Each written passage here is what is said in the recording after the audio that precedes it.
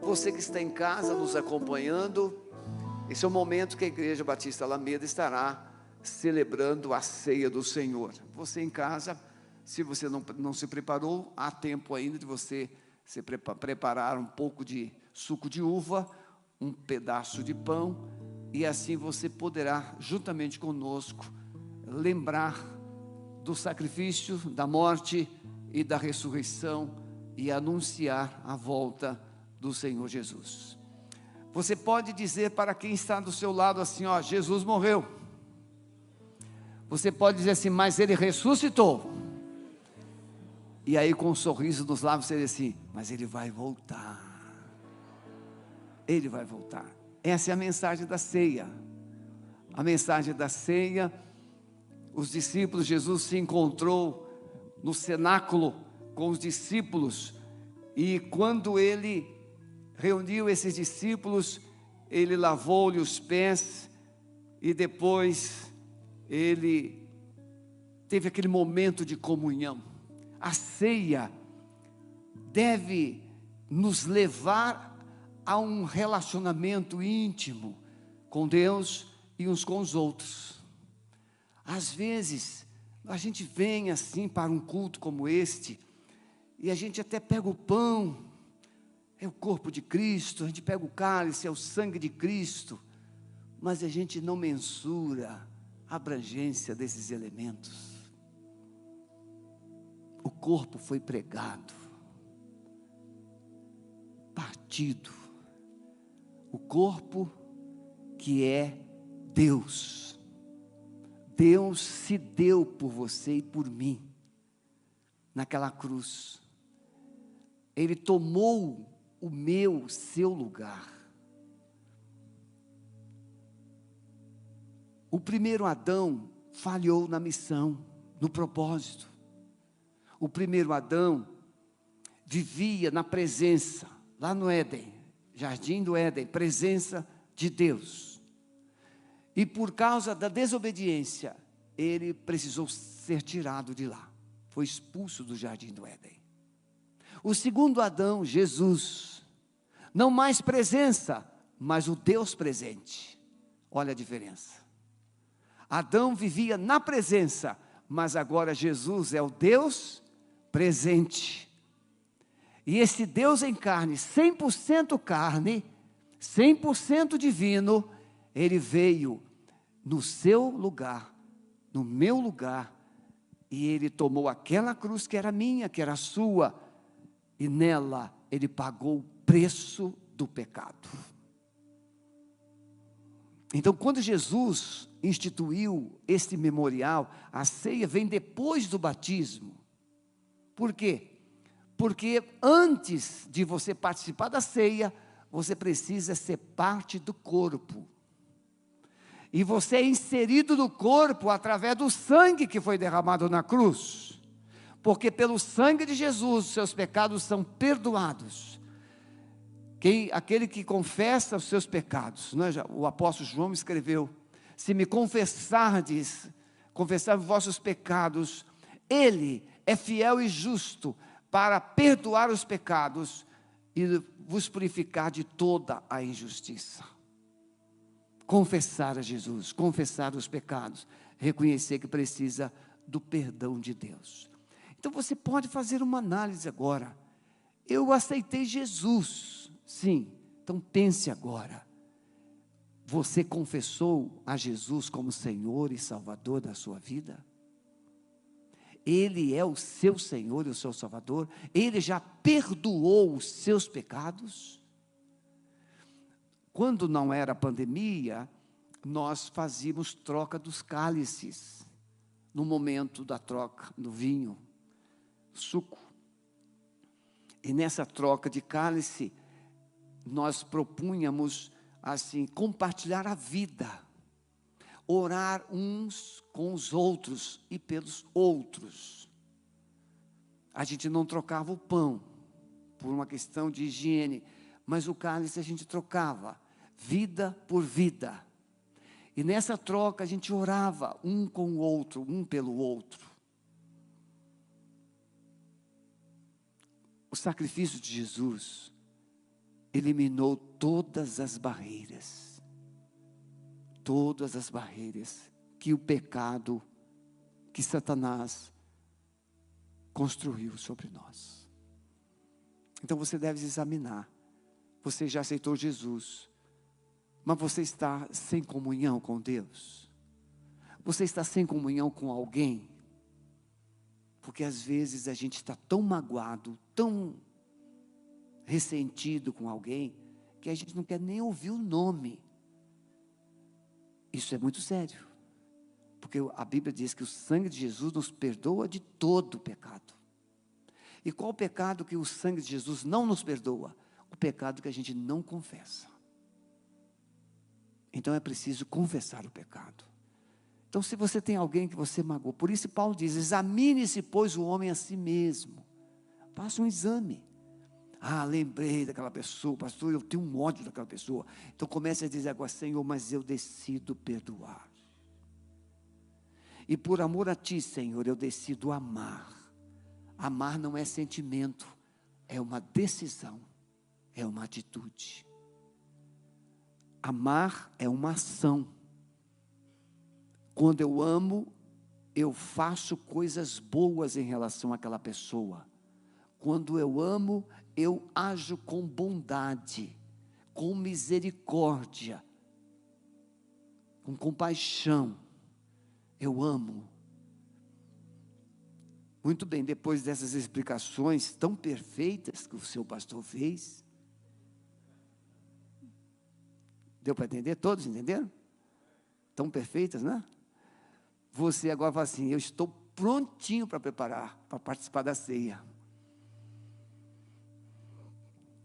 Muito bem. E o que você vai anunciar celebrando a ceia? Fazer isso todas as vezes que comerdes, todas as vezes que beberdes, até que eu venha. Na ceia a gente anuncia a morte, na ceia a gente anuncia a ressurreição, mas na ceia a gente anuncia a volta de Jesus, que é a coisa mais importante. Ele vai voltar. Eu celebrei a ceia mês passado, lá em Santa Felicidade, na nossa igreja filha, e eu disse, você crê que Jesus vai voltar? Aí a pessoa, eu falei assim, tem duas maneiras de Jesus voltar, quando Ele vem, ou quando a gente vai. Quem aqui quer ir hoje? Ninguém aceitou o apelo, aqui já não aceitou. Então veja, nós lá no fundo, a gente não quer morrer, e isso está errado? Claro que não, ninguém quer morrer. Até Jesus no Getsemane, ele disse, Pai, passe de mim esse cálice. O apóstolo Paulo na prisão em Roma, ele disse, olha, eu sei que morrer com Cristo, para mim é muito melhor, mas por estar com vocês, eu acredito que ainda é necessário. Todos nós queremos ficar mais um pouquinho, só que nós não sabemos quando é que Deus dirá assim, vem filho, vem filha, precisamos estar prontos.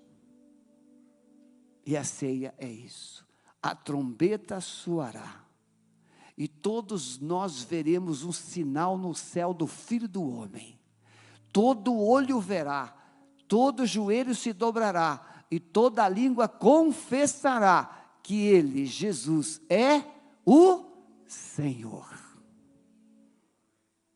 Não haverá uma pessoa que não verá, todos verão.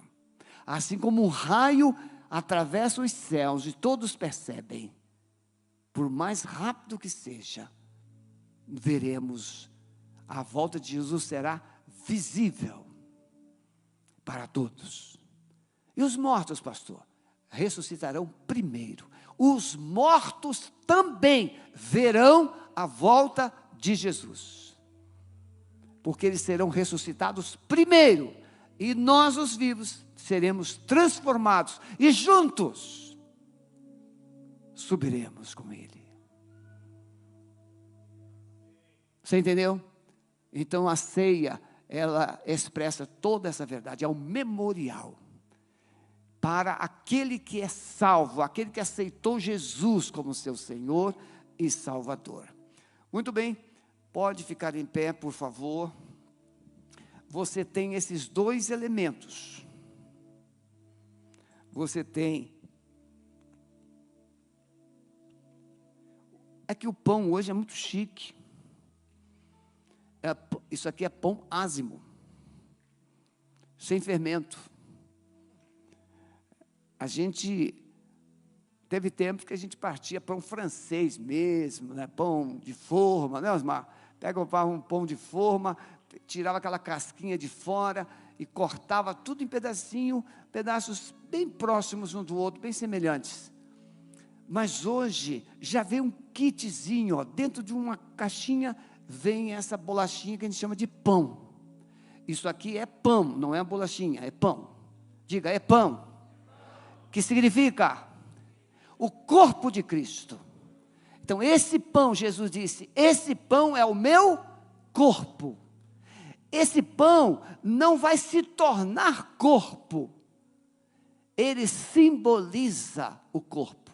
Quem aqui já ouviu a expressão da consubstanciação e da transubstanciação? Transformar o pão em corpo ou ter a presença de Jesus em volta do corpo. Não, esse pão é simbólico.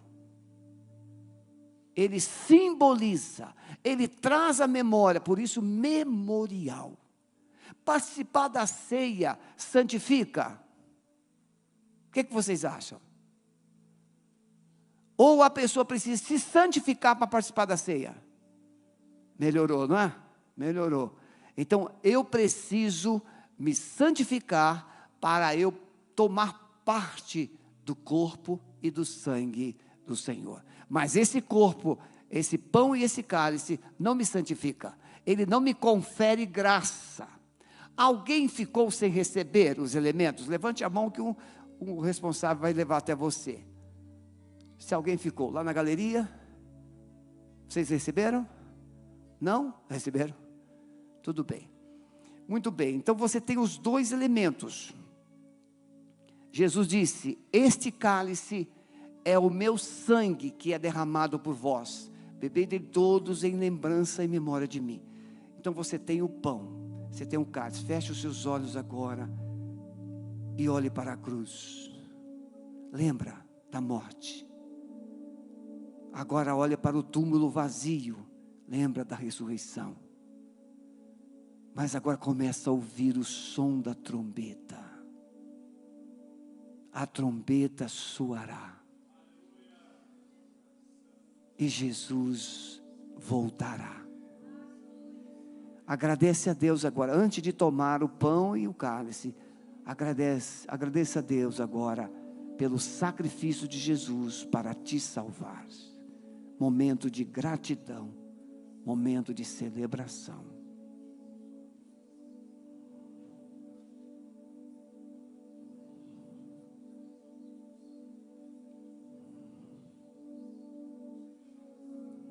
Amém, Senhor, amém.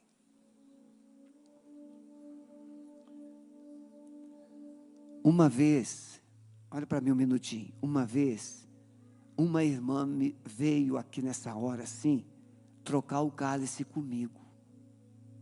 E eu fiquei assim meio constrangido.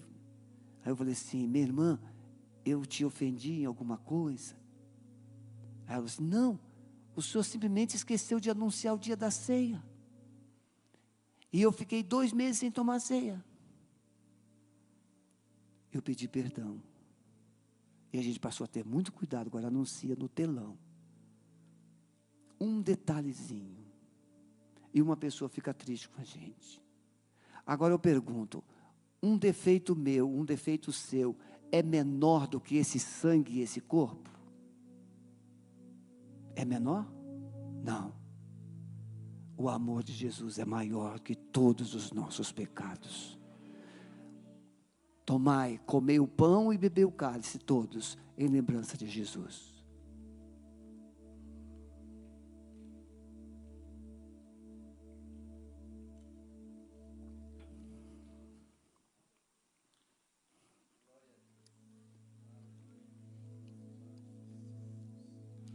A gente tem vontade agora, nesse momento assim, de mandar você começar a pular, abraçar um ao outro, porque é comunhão, é corpo.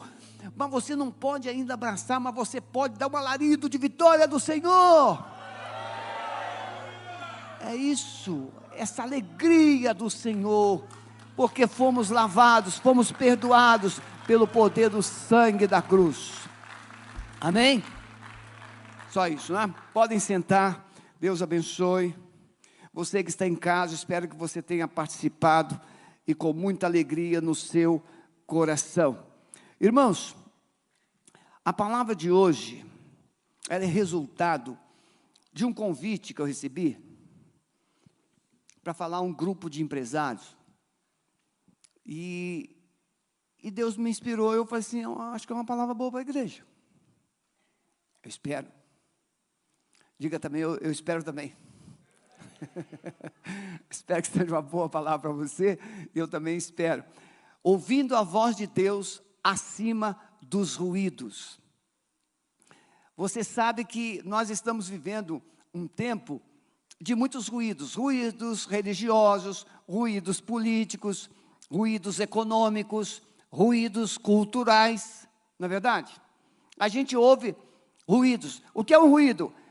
É aquilo que tira a nossa atenção, que tira a gente do foco, que rouba a nossa paz, que tira a nossa alegria, que paralisa a nossa fé. Ruídos. O texto que nós vamos começar, são 3 textos bíblicos, e nós vamos começar por esse. Números capítulo 14, 5 a 11. Então Moisés e Arão caíram sobre os seus rostos perante todo o ajuntamento dos filhos de Israel. E José, filho de Num, e Calebe, filho de Jefoné, dos que espiaram a terra, rasgaram suas vestes e falaram a toda a congregação dos filhos de Israel, dizendo: a terra pelo meio da qual passamos a espiar é terra muito boa. Se o Senhor se agradar de nós, então nos porá nesta terra e nola dará, terra que mana leite e mel. Então somente não sejais rebeldes contra o Senhor, e não temais o povo dessa terra, porquanto são eles o nosso pão. Retirou-se deles o seu amparo, e o Senhor é conosco, não os temais. Então disse toda a congregação que os apedrejassem. Porém a glória do Senhor apareceu na tenda da congregação, a todos os filhos de Israel, e disse o Senhor a Moisés: até quando me provocará este povo? E até quando me não crerão por todos os sinais que fiz no meio deles? Irmãos, o povo de Israel estava lá no Egito, vivendo uma escravidão terrível, e Deus manda Moisés lá, e de uma forma sobrenatural, 10 sinais, 10 pragas, Deus destituiu, destronou as 10 divindades egípcias, retirando deles todo o domínio sobre o povo.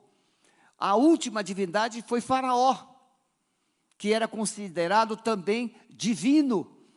E Deus então tira o povo, e a promessa, a palavra que Deus havia dito a Faraó é: deixa o meu povo ir para me adorar no deserto. Deus chama o seu povo para sair do Egito, e Ele tem uma promessa, e a promessa era: vocês vão receber, vão herdar, vocês vão entrar numa terra que mana leite e mel. Essa promessa havia feito a Abraão, 430 anos atrás. Quando Deus chamou Abraão, Deus fez. Abraão andou nessa terra, circulou essa terra. Abraão andou nessa terra 100 anos. Quando Abraão veio, ele estava com 75, ele morreu com 175. Ele andou 100 anos com Deus. Deus prometeu, e agora o povo entra na terra. Eles atravessam o Mar Vermelho, E ele chega no monte, Horebe, do monte Sinai, ali Deus fala, eles ficam 2 anos, Deus dá os mandamentos, e Deus fala a respeito dessas promessas que eles vão herdar.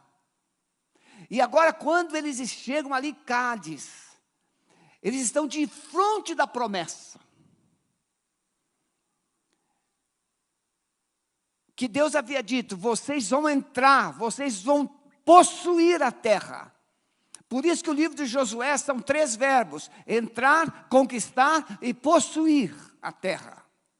Entrar, conquistar e possuir as promessas. A vida cristã é assim, a gente entra na vida com Cristo, a gente conquista a promessa de Deus, que é o perdão dos nossos pecados, e a gente possui essa promessa. No livro de Números, capítulo 13, o texto bíblico vai dizer que Deus disse para o povo, para Moisés, levantar 12 espias, um príncipe de cada tribo de Israel. E esses espias deveriam ir, observar a terra, para ver como é que ela era, as cidades, as suas muralhas, o povo, se era forte ou fraco, tudo isso, o fruto. Mas, irmãos, aqui para a gente, Deus não já havia dito que iria dar? Deus não já havia dito que iria conquistar? Deus não havia dito que era a terra que mana leite e mel, que era a terra boa? Deus já não havia dito? Mas o texto de Números diz que Deus mandou. Só que quando chega em Deuteronômio capítulo 1, verso 22 e 23, a Bíblia vai dizer, Moisés vai dizer, que não foi Deus que mandou, porque Deuteronômio é quando justamente o povo está naquele mesmo lugar de agora, de Números 13 e 14. Deuteronômio está sendo escrito naquele lugar, porque Moisés havia cumprido os 38 anos, e agora ele está diante da terra, e ele vai repetir toda a lei, ele vai repetir os mandamentos, ele vai fazer o povo lembrar. Os 2 fatos acontecem no mesmo lugar. 38 anos separa esse fato de Números 13 e 14 e de Deuteronômio, capítulo 1. Por que que Moisés escreveu? Porque lá em Números, Moisés ouviu o povo dizer, olha, vamos mandar espias. Ele está explicando isso em Deuteronômio 1. Vamos mandar espias para observar a terra. E é lá em Deuteronômio 1, Moisés vai dizer, e eu achei que isso era bom. Em momento nenhum Deus mandou eles mandarem espias. E eles voltam. Os 12 retornam com fruto, um cacho de uvas que exigiu 2 homens para carregar. Aí aquela velha história, pastor, só acredita nesse negócio? Hã? Se a Bíblia dissesse que tinha que ser 6, eu acreditaria. Se a Bíblia dissesse que era 12, eu acreditaria. Os 12 tiveram que carregar o cacho de uva, eu acreditaria. Sabe por quê? Porque a Bíblia é boca de Deus. Mas a Bíblia diz que 2 colocaram um varal. Que uva era? Não sei, a gente está acostumado com a uva tão pobre. Aliás, hoje é tudo chique, quanto menor, mais doce, mais gostosa, mais cara. E hoje nem caroço tem. Para não dar trabalho, para engolir tudo. Mas o povo volta com um cacho de uvas, e ali mostra o fruto da terra, figos, mostra as frutas. E eles começam então, se realmente a terra é tudo que Deus disse. No entanto, tem gigante lá. Tem muralhas. Tem cidades fortíssimas, fortificadas. E eles começaram a infamar a terra. Então é nesse contexto que a gente vai falar sobre o primeiro ruído. O ruído da incredulidade, o ruído da murmuração, o ruído do desânimo, o ruído da desunião. Já viu uma casa desunida? Uma casa desunida, cada um tem uma ideia, cada um tem um projeto, cada um tem um plano, cada um tem uma vontade, e eles não chegam a lugar nenhum. Os espias deixaram que os ruídos e as circunstâncias falassem mais alto do que as promessas de Deus. Você lê a Bíblia, você ouve uma pregação, você ouve uma palavra de Deus, mas existem ruídos em sua volta, existem ruídos em sua mente, existem ruídos nos seus ouvidos, existem ruídos como a ansiedade, como o medo, como o desânimo, como a incredulidade, que roubam o poder dessa palavra. Esse fato ocorreu em Cádiz, e ali passou a se chamar Cádiz Barneia. O que é isso? Sinônimo de derrota, desânimo, fracasso, oportunidades perdidas, vergonha. Quando você tem uma experiência onde as circunstâncias dominaram você, onde a incredulidade prevaleceu e você não avançou, onde o medo prevaleceu e você não decidiu, você não tomou a atitude que deveria ter tomado, você vai lembrar daquele momento depois. Ah, se eu tivesse feito. Ah, se eu tivesse ido. Ah, se eu não tivesse falado. Quantos ruídos, quantas perdas por causa de palavras que saem dos nossos lábios sem pensar. Sim ou não? A gente é muito hábil para abrir a boca e falar. Ruídos podem produzir desânimo. A dúvida se transforma em incredulidade, incredulidade se transforma em rebelião e divisão. Os 10 príncipes incrédulos, não, nós não podemos ir não, lá tem gigantes, as cidades lá tem muralhas altíssimas e poderosas, e tem mais, o povo é muito mais numeroso do que nós. Aí levanta o Josué e o Calebe, principalmente o Calebe, e diz assim, não, se o Senhor se agradar de nós, eles serão o nosso pão, a gente vai mastigar eles. Sabe o que os 10 fizeram? Os 10 lançaram a congregação, e a congregação então diz, vamos apedrejar esses 2. O que é que impediu Josué e Calebe e Moisés e Arão de serem apedrejados? Porque eles queriam levantar outro líder e retornar para o Egito. A presença de Deus, irmãos. O texto diz que a glória de Deus veio, a nuvem veio. E o povo então se aquietou.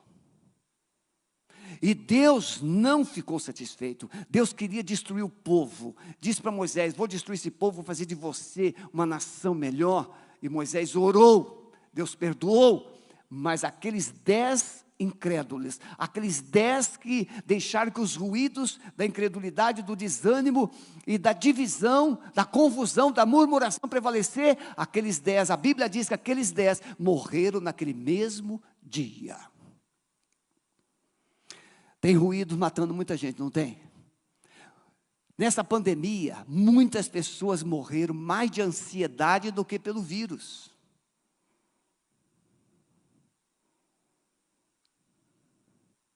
Muitas pessoas morreram mais com medo do que pela realidade viral que dominou o país. E ainda temos pessoas hoje que não querem sair de casa. Medo. Não estou aqui criticando, estou citando. Eu conversei com uma pessoa assim, longe de crítica. Mas por que essa pessoa pensa que ainda não é hora de sair? Porque na mente dela tem um medo. Na mente dela tem um elemento, um ruído. Cuidado, você pode se contaminar ainda. Você pode morrer. E quantas coisas estão sendo deixadas para trás por causa dos ruídos. Pare um minutinho agora. Pense. Nós não estamos aqui preocupados com ideologia, política, nada disso. Nada disso. Mas, se o Brasil tivesse seguido os ruídos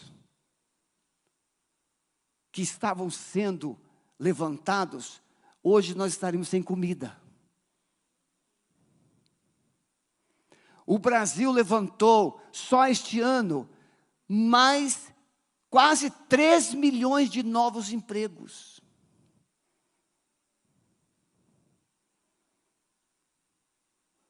Mas os ruídos poderiam ter impedido todas essas conquistas. E nós ainda temos os ruídos de que você é obrigado a vacinar, você está ouvindo os ruídos de que você tem que ter um passaporte de vacina. Irmãos, todos esses ruídos é porque tem, no mínimo, 2 ideias prevalecentes no país.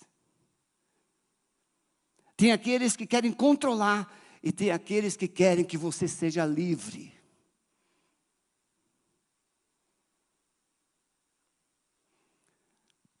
Deus não quer controlar ninguém.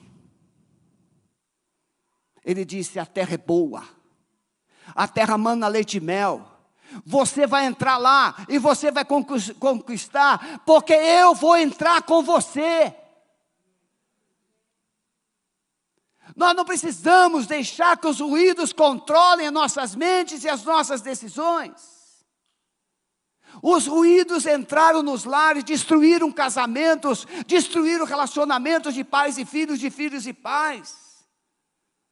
Por quê? Porque os pais não estavam acostumados a conviver dentro de casa com os filhos. E aí muitos foram trabalhar em casa.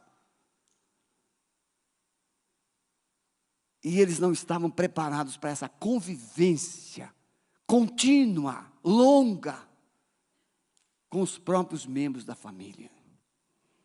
Aqueles homens, irmãos, a incredulidade, o desânimo, leva a olhar para os gigantes, para as muralhas, portas fechadas. Podem ver, irmãos, os ruídos, as vozes. Um conselho que eu dou, tem mais de 2 anos que eu não tenho TV em casa. Eu acompanho YouTube, Netflix, essas coisas assim. E eu me informo, eu seleciono, eu tenho assinatura de um jornal. E eu seleciono as minhas fontes. Por quê? Porque os ruídos controlam, paralisam, destroem. Lá tem cidades grandes, lá tem gigantes. E quando as pessoas ouvem os ruídos, elas se veem como gafanhotos. Nós éramos aos nossos próprios olhos como gafanhotos. Ruídos. Você já percebeu quando você se sente pequeno, insignificante em algum lugar, em alguma circunstância? Porque aquela circunstância, ela falou mais alto do que você. Olharam para todas as coisas, mas esqueceram de olhar para cima e ouvir a voz de Deus. Moisés sai do Egito.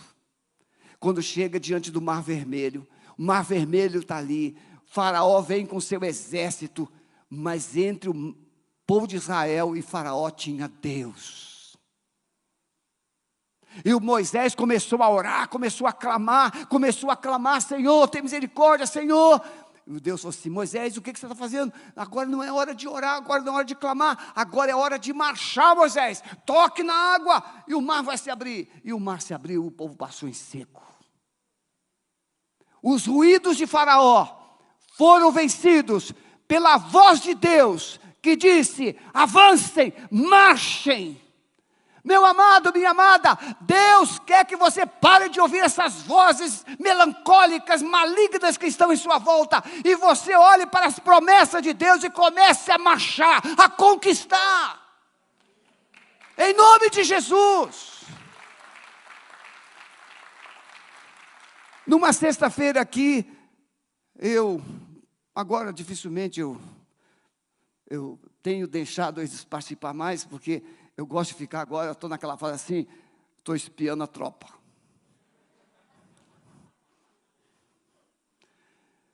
E de vez em quando eu dou um grito na tropa.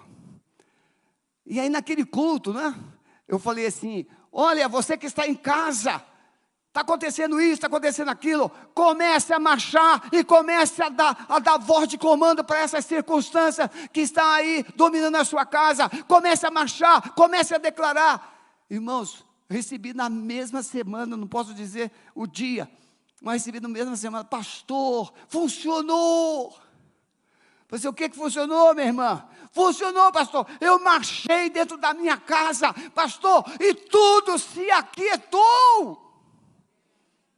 Sabe o que? O diabo começa a fazer barulho, ele começa a arranjar confusão, ele coloca tristeza, ele coloca desânimo, ele coloca divisão. Mas se você começar a marchar, você traz a voz do Espírito Santo, você traz a voz de Jesus, você traz a voz de Deus. E quando você traz o céu para a sua casa, o inferno tem que recuar, e as promessas de Deus começam a acontecer. Você vai vencer os ruídos da sua vida quando você decidir ouvir a voz de Deus.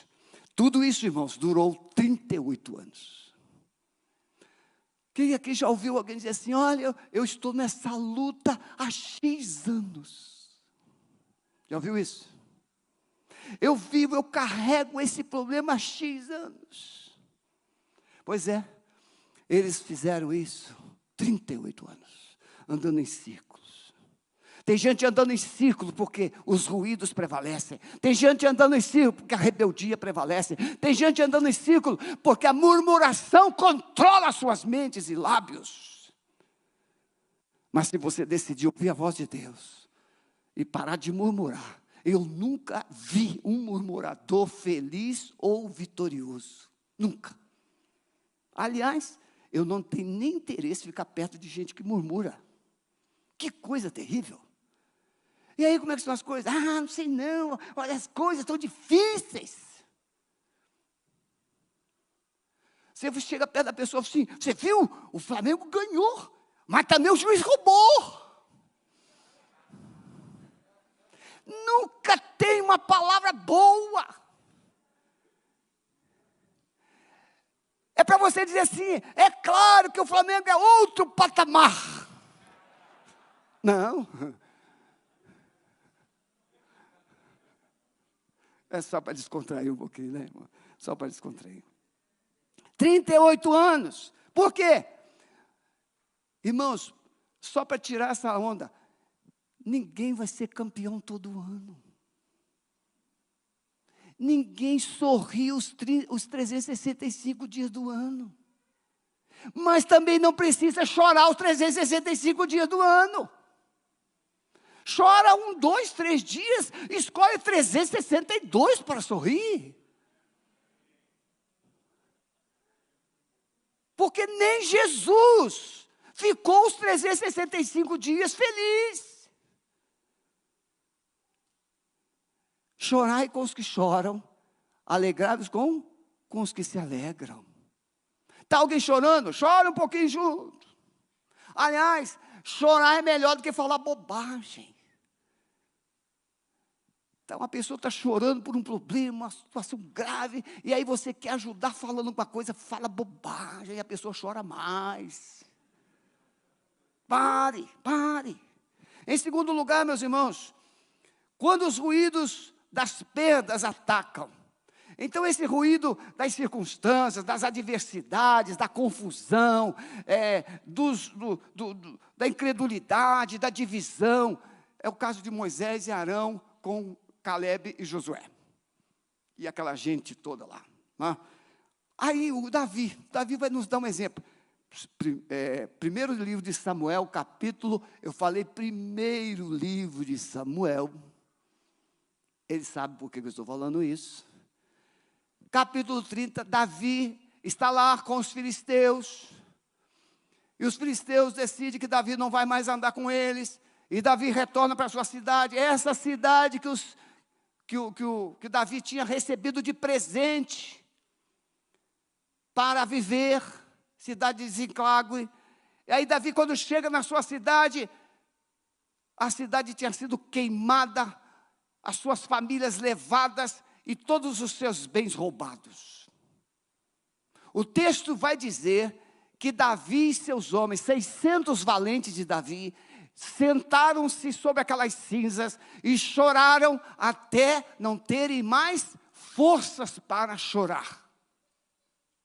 Ruído das perdas. Você já passou momentos de perdas? Perda de um parente, perda de um ente querido, perda financeira, perda profissional, uma perda. Ninguém gosta de perder. Ninguém gosta de passar por esses momentos dolorosos de perdas. Mas quando Davi chega, irmãos, para onde as mulheres, as crianças tinham sido levadas? Não sei. Só tinha cinzas. Aquela casa, aquele jardim, tudo cinza. Não havia as crianças correndo no quintal, cinzas. Os animais não estavam, só tinha cinzas. E eles choraram. O choro pode durar uma noite, mas a alegria vem pela manhã. Veja, a Bíblia não proíbe você de chorar. Chorar não é pecado, chorar não é sinônimo de fraqueza. Chorar é um direito da sua alma. É a coisa mais terrível quando alguém está em luto e chega alguém e diz assim, não chore não. Manda essa pessoa pastar. Porque essa alma enlutada tem o direito de chorar. Toda pessoa tem o direito de chorar. Então a coisa que você vai fazer para consolar uma pessoa enlutada é fique do lado, no máximo coloque a mão no ombro e fique ali quietinho. Aqui para a gente, as mulheres agora. Mulheres, vocês estão com uma situação assim, muito delicada, vocês estão tristes, vocês estão assim, ansiosas, porque a coisa não aconteceu, não fluiu do jeito que vocês queriam, você tinha uma montanha de coisa para fazer, e o final do dia chegou, e você não fez quase nada, e você está ali desesperado, que a mulher faz 5 coisas, enquanto o homem faz mal uma. E aí chega no final do dia, a mulher está ali desesperada, e ela está chorando, e o marido chega, doido para ajudar. E aí, o marido tem a feliz ideia de dizer assim, mas meu amor, por que você não me pediu ajuda? Por que você não ligou para mim? Aí a mulher começa a chorar mais alto ainda. Por quê, irmãos? Porque uma mulher ansiosa, uma mulher triste, uma mulher angustiada, por causa daquele montão de coisas que ela tinha que fazer e não conseguiu fazer, ela não quer sugestões. Ela só quer desabafar. Só desabafar. E o marido, que tiver um pouquinho de lucidez, de sabedoria, ele vai chegar, vai sentar do lado, e ele vai colocar a mão no assim, encosta a cabeça, fica quieto. Porque se você abrir a boca, vai ser um ruído a mais. E aí você fica só do lado. E esse tempo passa, no dia seguinte a mulher chega no trabalho e vai assim, olha, o teu marido maravilhoso. O que ele fez? Ele não fez nada. É justamente isso, ele não fez nada. Eu estava angustiada, eu estava desesperada, eu estava assim, ansiosa, eu só precisava desabafar. Ele me escutou sem me interromper. Entendeu, maridos? Sem interromper. Vencer os ruídos, sabendo ouvir. O Davi estava lá chorando, e os homens começaram a murmurar, começaram a reclamar, e os homens começaram a dizer, vão matar Davi, que ele é o culpado. Ele começou, irmãos, além de o negócio estar preto, porque perderam tudo, agora os 600 valentes de Davi, vão matar Davi, ele é o culpado, vão matar Davi. Mas aí, irmãos, como agir e como reagir diante das perdas? O texto vai dizer, mas Davi se fortaleceu no Senhor, seu Deus. Na hora dos ruídos, das perdas, seja quais forem, você precisa buscar o trono de Deus e renovar as suas forças. Antes de fazer qualquer coisa, antes de qualquer iniciativa, porque quando a gente perde, a gente pode perder mais. Quando a gente está perdendo, a gente corre o risco de perder tudo. Vocês conhecem a história de quem é viciado em jogos. Ele vai sempre tentar recuperar o que ele perdeu. E aí ele corre o risco de perder tudo. É hora de parar. Voltar-se para Deus, buscar a direção do céu. Senhor, o que é que eu faço? Quem aqui lembra de um momento em que Deus agiu na sua vida de uma forma sobrenatural e te deu um livramento tremendo? Levante a mão. Olha aí, vocês são tremendos. Então, se Deus já te respondeu, se Deus já te socorreu, se Deus já te abençoou, se Deus já te livrou, por que Ele não pode fazer isso de novo?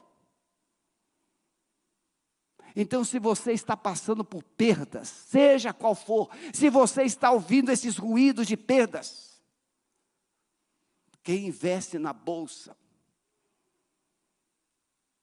ele fica todo dia lá abrindo o seu aplicativo para ver como é que foi, né?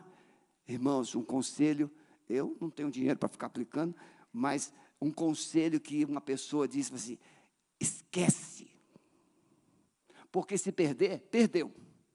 Mas se você não ficar tentando controlar, é o tempo que vai recuperar possíveis perdas. Porque a bolsa cai hoje, sobe amanhã, cai depois, sobe mais um pouquinho, depois, cai uma semana, depois sobe uma semana, e assim vai. Então você precisa esquecer, você precisa esperar. Davi usou a memória. Jeremias também. Jeremias capítulo, Lamentações 3, 21 vai dizer, eu decido trazer à memória as coisas que me traz esperança. As perdas trazem desespero, as perdas trazem instabilidade, as perdas trazem descontrole, mas se você usar sua mente, se você usar seu coração, e você usar a sua fé, você vai lembrar de momentos que Deus agiu e te socorreu, e você vai voltar a ter esperança, nem tudo está perdido. Davi orou, então Davi se fortaleceu em Deus, e ele chamou o sacerdote Abiatar, traz o éfode, traz a estola sacerdotal, e ele foi orar. Segundo lugar, se você quer vencer os ruídos das perdas, você precisa se fortalecer em Deus, mas você precisa também buscar a presença de Deus. Perdão. Você precisa buscar a presença de Deus na sua vida. O texto vai dizer que Davi buscou a Deus.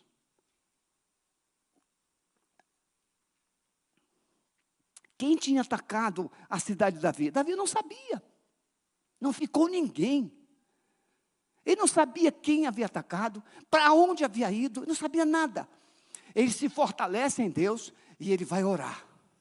Senhor Deus, eu devo ir atrás dessas pessoas? Claro que tinha marcas dos animais.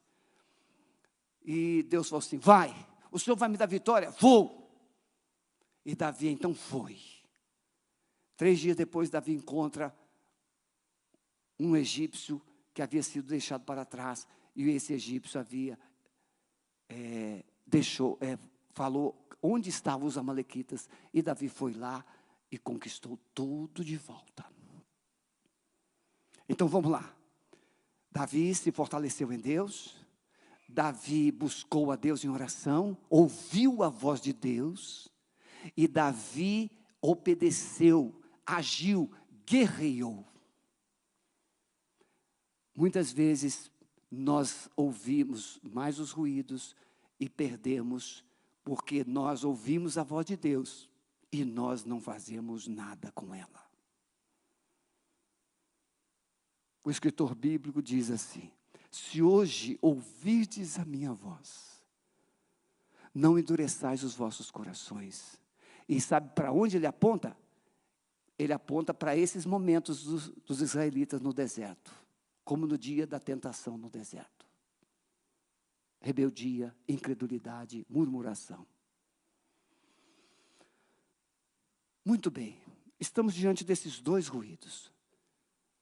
O ruído da confusão, o ruído da murmuração, da incredulidade e o ruído das perdas e como você deve reagir. O texto diz que Davi guerreou e trouxe de volta toda a sua família, os seus bens e tudo mais.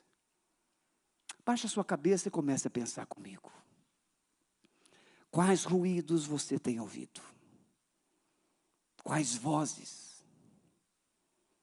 Como você tem se comportado, reagido diante dos ruídos? Confusão? Murmuração? Divisão? Crítica? Incredulidade? Rebeldia? Ou você tem procurado se fortalecer em Deus? Você tem procurado orar, buscar a direção de Deus? Para Deus agir e você reagir, reconquistando promessas e bênçãos na sua vida. Pode abrir os olhos e olha para mim. Agora, vamos concluir essa palavra. Você está agora dentro do barco com Jesus, atravessando o mar da Galileia. Você viu Jesus ressuscitar mortos, você viu Jesus expulsar demônios, você viu Jesus curar paralíticos, você viu Jesus multiplicar pães, você viu Jesus transformar a água em vinho, você viu Jesus fazer tantas coisas. Você viu Jesus denunciar pensamentos dos religiosos. Jesus andou sobre o mar. E você está no mesmo barco com Jesus. De repente, começa um vento forte. Um vento soprar o mar. E o barquinho começa a ser jogado de um lado para o outro. Aquele vento se transforma numa tempestade. As ondas começam a bater no barco e dentro do barco. Aqueles discípulos, mesmo tendo a presença de Jesus, aqueles discípulos mesmo tendo a presença de Jesus, e mesmo tendo a experiência de anos de pesca, eles começam a se instabilizarem, começam a ficar com medo, começam a ter dúvidas, falta-lhes direção certa, falta-lhes uma atitude de fé. Creio que alguns começaram a pensar até em saltar do barco.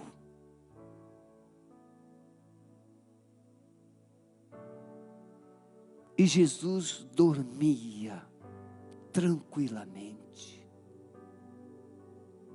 Aquilo que nos amedronta não tira o sono de Jesus. Aquilo que nos apavora não tira a paz de Jesus. E os discípulos então se levantam e vão lá e acordam Jesus e dizem assim: Senhor, não se importa que a gente morra? E Jesus simplesmente se dirige ao vento e ao mar, dá uma voz de comando e tudo fica tranquilo e em paz. E pergunta aos discípulos: por que vocês são assim tão tímidos? Essa palavra também pode significar: por que vocês ficam com medo? Não têm fé? E os discípulos dizem assim: quem é este que até o vento e o mar lhe obedecem? Aquilo que te apavora está debaixo dos pés de Jesus. Aquilo que te aterroriza está debaixo dos pés de Jesus. Aquilo que rouba a sua paz está debaixo dos pés de Jesus.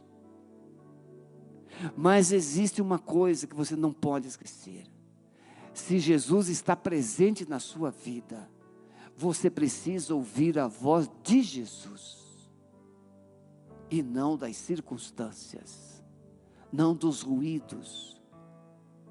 Jesus, ao entrar naquele barco com os discípulos, ele disse: passemos para a outra banda, para o outro lado. Ele disse: vamos para o outro lado. E se Jesus disse: vamos para o outro lado, Ele é poderoso para te fazer atravessar toda e qualquer tempestade.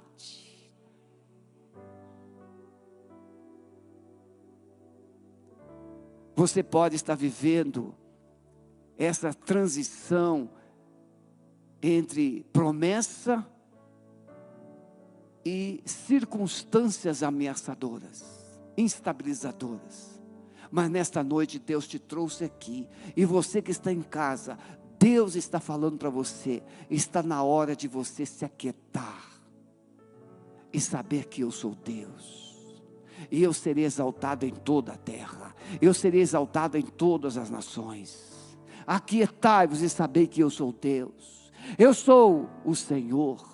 Deus é o nosso refúgio e fortaleza. A gente cita isso, mas a gente esquece quem é este Deus. E os discípulos, somente depois, disseram: quem é este que até o vento e o mar lhe obedecem? Ouvir a voz de Deus acima dos ruídos. Quais são os ruídos da sua vida? Quais são os ruídos que têm te ameaçado, te instabilizado, te amedrontado, roubado a sua paz? Quais são os ruídos que têm desviado você dos propósitos de Deus? Deus está aqui nesta noite para dizer: volte a ouvir a minha voz, volte a andar na minha presença, volte a confiar em mim, porque eu estou acima dos ruídos. Os ruídos podem roubar os seus sonhos, os ruídos podem roubar os propósitos de Deus na sua vida, mas a palavra de Deus é a garantia de que as promessas de Deus não podem ser frustradas. Eu bem sei, disse Jó, que o Senhor tudo sabes, e que os teus planos não podem ser frustrados. Você gostaria nesta noite de voltar a ouvir a voz de Deus e de enfrentar os ruídos, enfrentar as circunstâncias e não recuar? Fique em pé onde você está. Eu quero, pastor, eu quero ouvir a voz de Deus, eu quero obedecer a voz de Deus, eu quero confiar em Jesus de todo o meu coração. Aleluia. Mas eu quero fazer uma pergunta aqui. Deus tem te falado a respeito de futuro? Deus tem te falado a respeito de vida, mas você tem ouvido ainda as circunstâncias. Por exemplo, quando Deus fala para um jovem, para uma pessoa mais jovem: olha, você precisa me seguir. Mas é fácil então a pessoa dizer assim: não, mas ainda é cedo, eu preciso ainda viver a minha vida, eu preciso ainda fazer algumas coisas. Ouvir os ruídos das conjecturas, dos seus planos pessoais, Deus não vai roubar os seus planos, ao contrário, Deus vai confirmar os planos dele na sua vida. Porque a palavra diz: muitos são os planos do coração do homem, mas é o Senhor que dirige os passos. Tem alguém aqui que já precisou, já entendeu que precisa entregar sua vida completamente a Jesus, mas tem resistido? Entendeu o que é hoje? Levante a sua mão. Eu preciso. Deus tem falado comigo. Deus abençoe. Há mais alguém?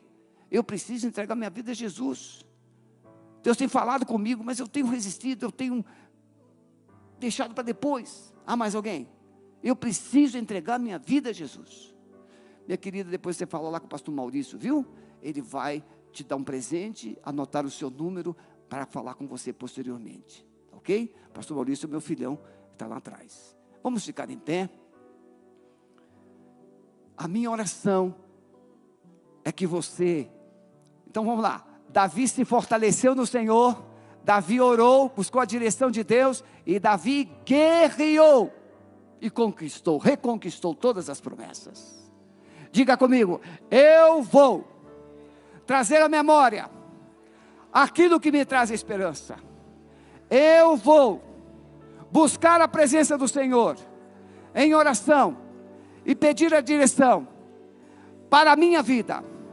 Mas eu também vou lutar, guerrear para conquistar tudo aquilo que o inimigo tirou da minha vida, no poder do nome de Jesus. Amém?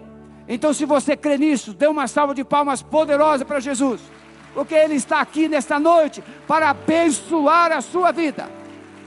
Em nome de Jesus.